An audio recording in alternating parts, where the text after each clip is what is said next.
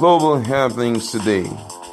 We communicate, we analyze global news. Stay tuned. Hello, beautiful people. Welcome to Global Happenings today. Right now, it looks like Ndigbo have decided to take the bulls by the horns and address this issue of racial discrimination once and for all against them, against their kings and kin, and against everything that concerns them.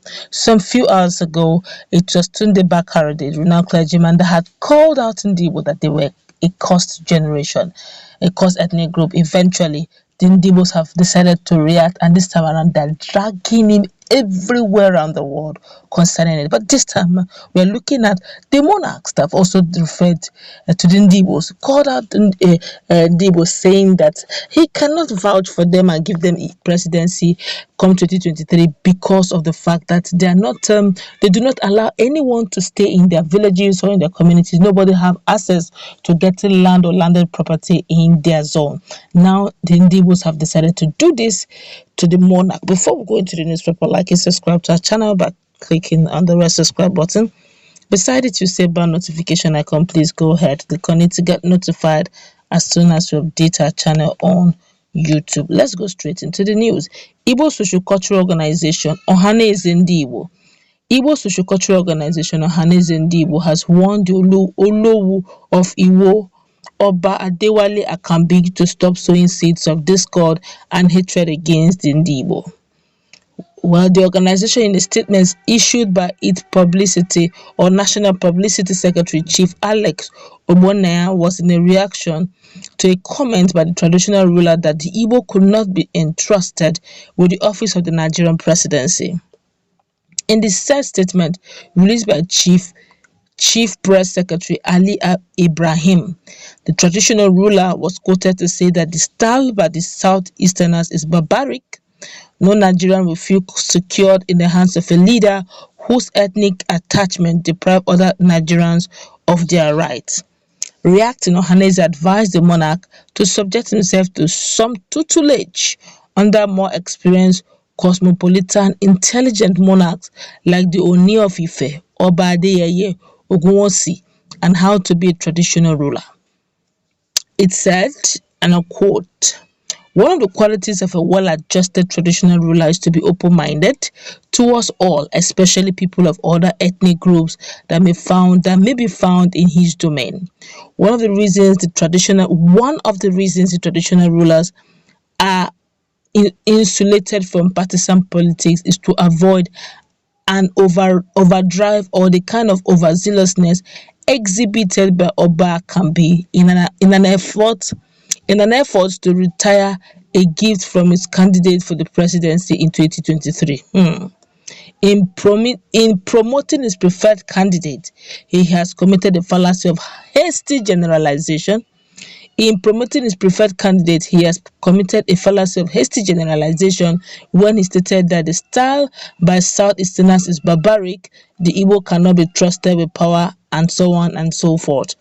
He then added, the Ohaneze Ndigbo worldwide, led by Professor George Obiozo, is a civilized cultural organization, and by its prospect, Ohaneze has profound respect for culture and traditional rulers. We will therefore restrain from hoisting the monarch with his own petard.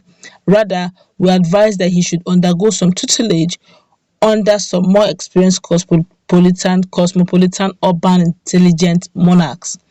It is self-evident that Nigeria is a beleaguered country that urgently needs nation building.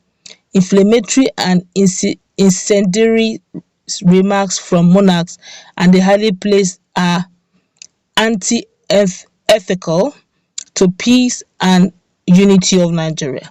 One of the qualities of a well-adjusted traditional ruler is to be open-minded towards all, especially people of other ethnic groups that may be found in his domain.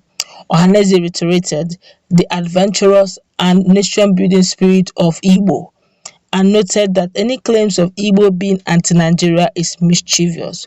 For the avoidance of doubt, the Igbo are adventurous nation builders. They are found in all parts of Nigeria and beyond. They make friends easily and also feel at home where their children in all parts of the world have been kept. Records across the world indicate that the Igbos are branded in Midas touch. They quickly learn the language and culture of the host community with a view to contribute towards the socio-economic growth of the community. The people of other ethnic groups that had their National Youth Service Corps (NYSC) in Igbo land can always attest to the Igbo friendliness and hospitality during their service years. Some even ended up marrying Igbo. The white claims that Igbo prevent people from other parts of the country from acquiring properties in their domain or have an obnoxious policy of depriving other Nigerians of their rights cannot be substantiated. On the other hand, it is inconceivable that a group that builds modern houses in other parts of the country will prevent other ethnics from building in their own homestead.